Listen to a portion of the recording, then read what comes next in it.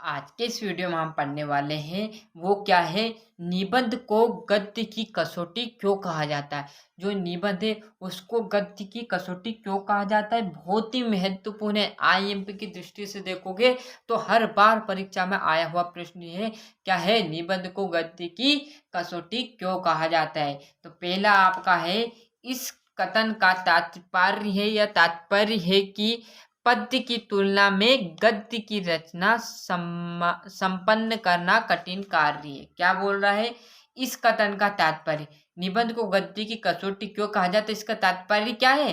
तो इस कथन का तात्पर्य है कि पद्य की तुलना में गद्य की रचना करना जो है संपन्न करना कठिन कार्य, मतलब जो आप पद्य की रचना करोगे गद्य की तुलना में तो ये कठिन कार्य है। क्योंकि किस कारण कठिन है भैया, ये भी तो जाने किस कारण। अगर 8 पंक्तियों वाली कविता में, मतलब 8 पंक्ति की कविताएं लिखी, क्या लिखी, 8 पंक्ति की कविताएं लिखी, ध्यान रखना।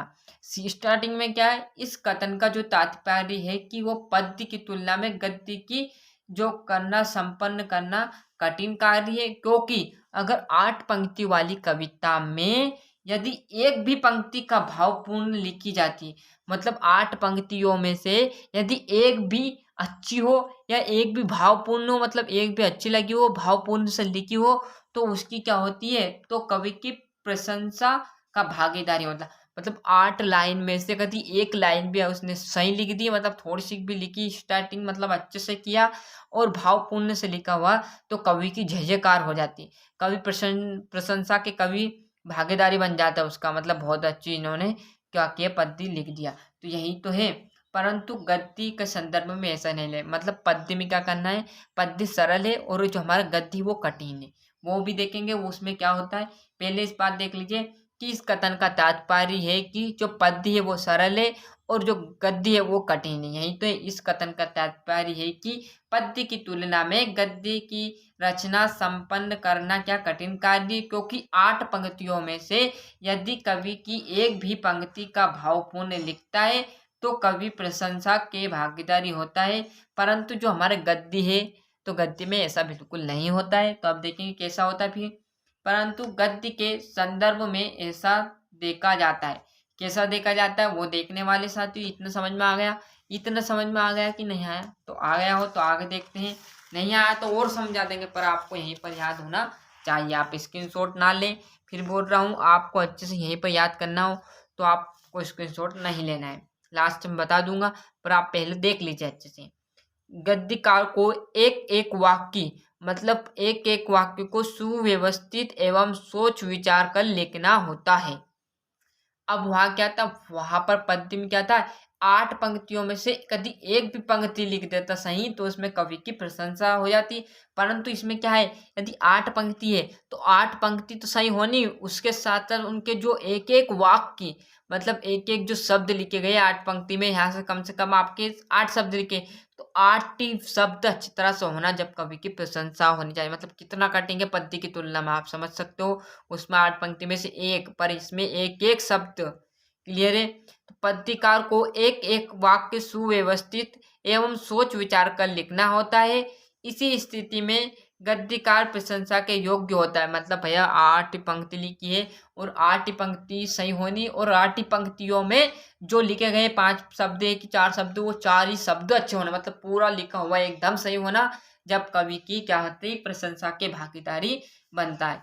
तो पद्यकार प्रशंसा के योग्य होता है। पद्य में निबंध लेखक बहुत ही कठिन कार्य है, मतलब जो पद्य में निबंध लिखना है वो बहुत कठिन है। बहुत क्या, बहुत से बहुत कठिन है पद्य की तुलना में। पद्य में तो 8 लाइन हर कोई लिख देगा, जिसमें से एक क्या हो जाता है, सही लिखनी रहती है। वो इसमें एक एक जो चीजें आपकी वो पूरी सही लिखनी होती है। क्लियर साथियों, यही तो है। आगे क्या है, आगे निबंध को सुरुचिपूर्ण, आकर्षण एवं व्यवस्थित होना चाहिए।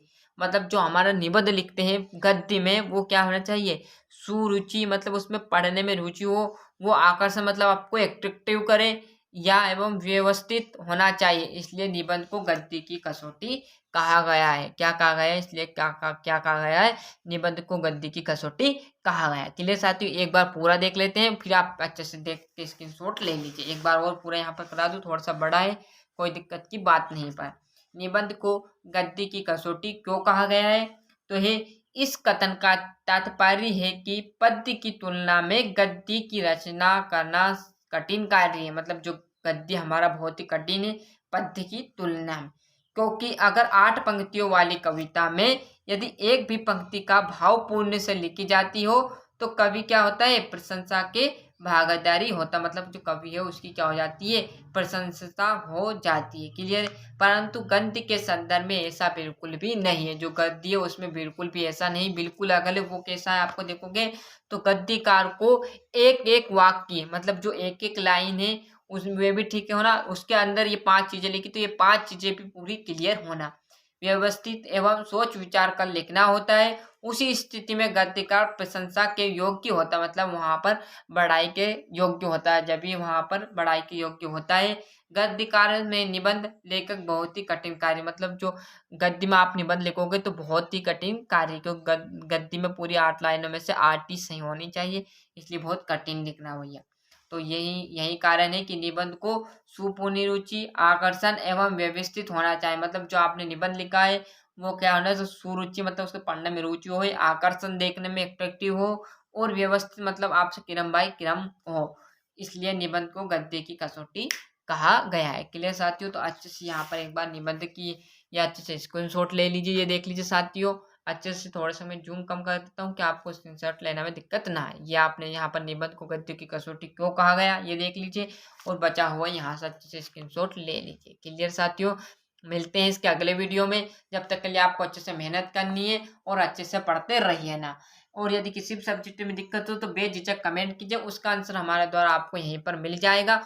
और फिर आपको बता दूं कि इस चैनल का उद्देश्य यही है कि आप आए तो यहाँ से कुछ सीख के जाए, जिस प्रकार आपको निबंध की गद्य की कसौटी क्यों कहा जाता है मैंने कुछ ही सेकंड में करा दिया, मतलब आपका 1 से 1.5 पेज है, पर मैंने आपको यहाँ पर 5 मिनट में कवर करा दिया। इसी प्रकार जो आपकी जो कठिन कठिन चीजें उसको भी इस तरीके से बताऊंगा कि आपको यहीं पर याद हो जाए। तो जय हिंद।